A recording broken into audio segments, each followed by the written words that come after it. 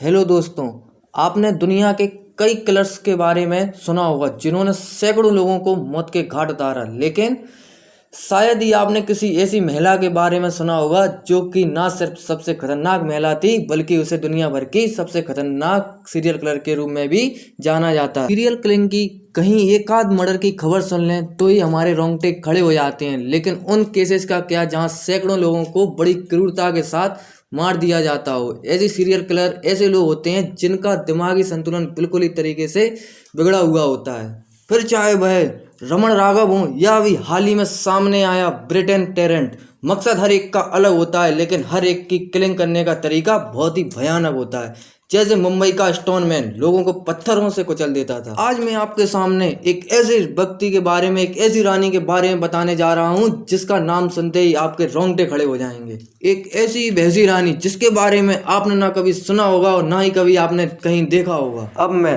उस भैंसी रानी का नाम आपके सामने बताने जा रहा हूँ जिसका नाम था एलिजाबेथ बाथरी, जिसे सीरियल किलर के नाम से जाना जाता था।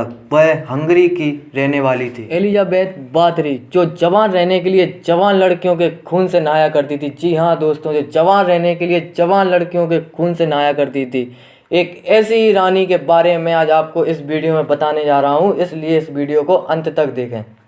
जवानी को ताउम्र बरकरार रखने के लिए लोग पता नहीं क्या क्या नुस्खे अपनाते हैं। कुछ लोग हर्बल फार्मूलों पर विश्वास करते हैं और कुछ ऐसे भी हैं जो मानव रक्त को ही अपनी जवानी का राज मानते हैं। क्या आपने कभी सोचा है कि वह महिला कितनी क्रूर, निर्दयी और वैसी हो सकती है जो सैकड़ों लड़कियों के खून की नदियां बहाकर उसमें स्नान करती हो? ऐसी ही महिला की थी एलिजाबेथ बाथरी। एलिजाबेथ बाथरी को इतिहास की सबसे खतरनाक और भैंसी महिला सीरियल किलर के तौर पर जाना जाता है, जिसने साल 1585 से 1610 के समय में अपनी जवानी को बरकरार रखने के लिए अपने महल में 600 से ज़्यादा लड़कियों की हत्या कर उनके खून से स्नान किया। इतिहास की सबसे भयानक महिला सीरियल किलर माने जाने वाली एलिजाबेथ बाथरी अपनी जवानी को बरकरार रखने के लिए अविवाहित लड़कियों के खून से नहाया करती थी। एलिजाबेथ बाथरी पढ़ी लिखी थी और 4 भाषाओं की जानकार थी। वह गांव की गरीब लड़कियों को अपने महल में काम करने के लिए पैसों का लालच देकर बुला लेती थी, लेकिन महल में आते ही लड़कियों के बुरे दिन शुरू हो जाते थे। वहां उन्हें मौत से पहले बुरी तरह प्रताड़ित किया जाता था और उनकी रॉड से पिटाई की जाती थी। उनके हाथों को जला या काट दिया जाता था।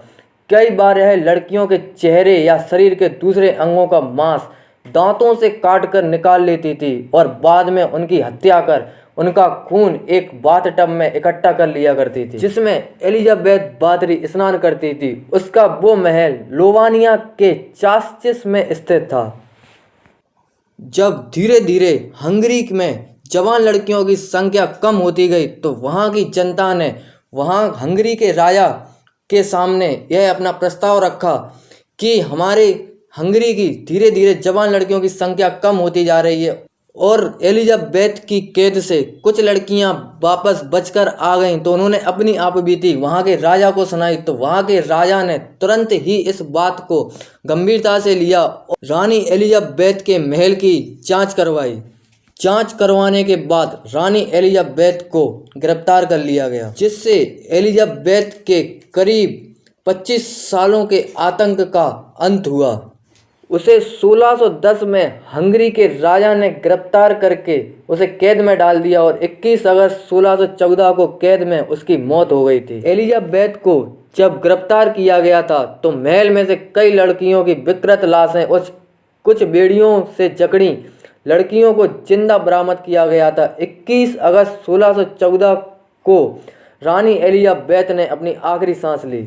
अब एलिजाबेथ बाथरी की मौत के 400 साल पूरे हो चुके हैं। बाथरी के जीवन पर कई किताबें भी लिखी जा चुकी हैं और कुछ फिल्में भी बन चुकी हैं। माना जाता है कि आयरलैंड के उपन्यासकार ब्राम स्टोकर ने बाथरी के विषय से ही प्रेरित होकर 1897 में ड्रैकुला उपन्यास लिखा था।